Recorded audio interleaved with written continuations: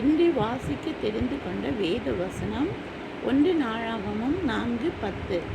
யாபேஸ் இஸ்ரவேலின் தேவனை நோக்கி, தேவரீர் என்னை ஆசீர்வதித்து என் எல்லையை பெரிதாக்கி உமது கரம் என்னோடிருந்து தீங்கு என்னை துக்கப்படுத்தாதபடிக்கு அதற்கு என்னை விலக்கி காத்தருளும் என்று வேண்டிக் கொண்டான். அவன் வேண்டிக் கொண்டதை தேவன் அருளினார்.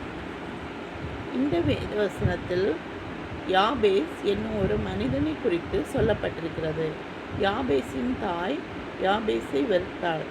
தாயின் முகத்தில் முழிக்காதே என்று அவனை வெறுத்து ஒதுக்கினான். தாய் சபித்தாள்.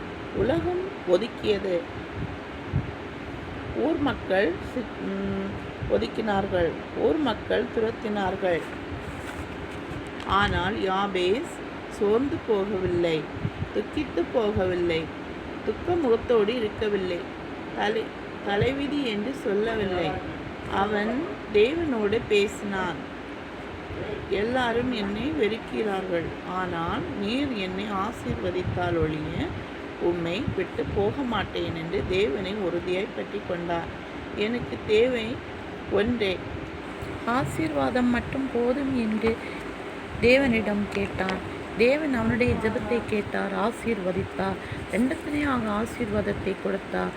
தேசத்தில் உயர்ந்தவனாக மாற்றினார். எல்லாரும் அவனை வெறுத்தவர்கள் எல்லாரும் அவனை நோக்கி வந்தனர்.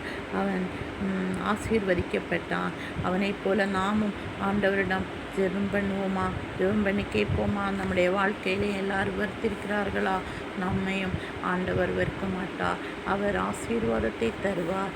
நாம் தேவனோடு ஒப்பு கொடுக்கும்போது அவர் நம்மை ஆசீர்வதிப்பார். ஆமேன்.